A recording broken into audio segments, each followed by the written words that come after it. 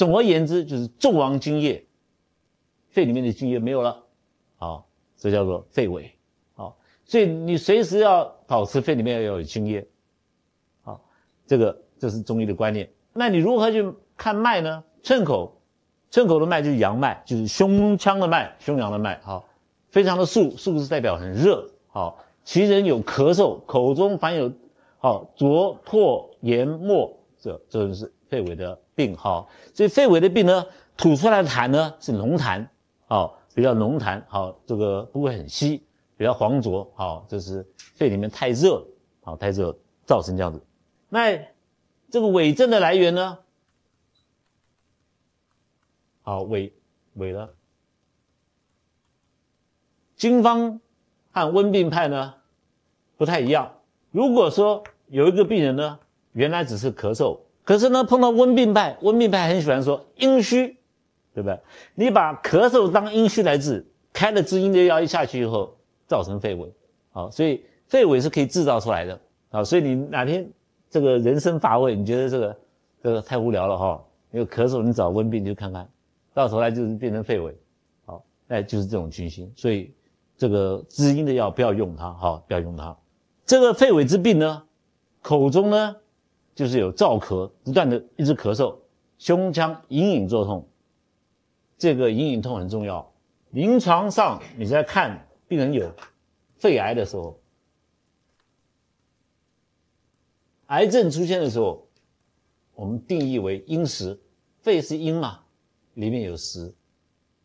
这个的时候，它的痛呢是刺痛，非常的刺痛，而且这个刺痛呢是持续的啊，实症嘛。这里呢咳嗽，但是呢隐隐作痛，这个非常非常可以肯定，因为我们临床上看很多。那肺有问题的时候，早上凌晨呢很准时，3点钟醒过来，5点钟以后才能睡。同时呢，肺有实症的时候，它这个痛是持续的，病人呢一定兼着下痢。好，你问他说你大便好不好啊？哦，一天20几次。好，他意思就是说他没有办法算清楚多少次了，因为肺上面有问题的时候，上虚不能治下，不能控制大肠，肺跟大肠是表里，所以肛门口是开到的，所以有食物的残渣潮薄一到直肠这边就下痢，这样子。所以说这个隐隐作痛，当你有隐隐作痛的时候，不要紧张，好，还不是肺癌，好，这个很好治。这个时候呢，这是肺痈，就里面化脓了，好，化脓了。那脉是滑数，数的脉就代表里面很热啊，好，滑数。滑呢是很多浓痰，好，咳唾脓血咳出来。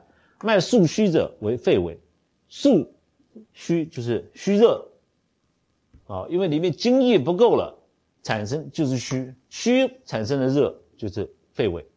数呢实，好，脉是数，而且是脉很实，就是里面化脓了，所以一个是虚热，一个是实热，这两个不一样。处方也不一样，好，处方也不一样。再继续问，一个人病人有咳逆、咳嗽，好，脉之呢，何以知其为肺痈？好，当有脓血吐之则死，其脉当何？好，这个用脉诊好来看，好，这就回答刚刚的问题了。他说你这如何用脉来看它呢？好，寸口脉浮而肃，浮则为风，肃则为热，好，所以这种都是风热，好，里面胸腔里面非常的热。那热伤于血脉，风摄于肺，这个人咳嗽的很严重哈，口干喘满，咽燥，这个喉咙呢非常的干燥。这个不可多吐言沫，为什么会不可哈？如果病人有渴的时候，还没有很严重，等到不渴的时候，代表你肺里面津液很多，而且脓很多，已经不渴了。好，所以我们治症的时候，就好像西医，他看不到的时候问病人说。病人说：“医生，我可不可以吃饭了？你有没有放屁啊？放屁了啊，可以吃饭了。”中医在治症的时候，你原来不渴，吃了以后现在渴不渴？我很口渴。正常人会口渴的啊，但是口渴不是说你一直渴啊，你喝了水100杯水还是有没有口渴，那是你消渴。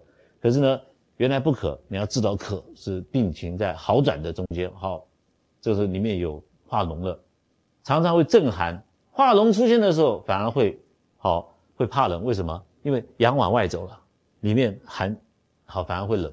这个脓继续在这个痈脓呢吐出来如米粥，刚开始可以治，脓成则死，好，就是到后来就是肺癌，可能是肺腺癌或者怎么样，我们 anyway， 但是我们不管它。那每一个阶段，包括热咳，包括虚热，包括实热，包括化脓疡，好，尚未化脓疡，准备要化脓了，还已经化脓了，我们的处方通通不一样。下面就会有一系列的跟诸位介绍。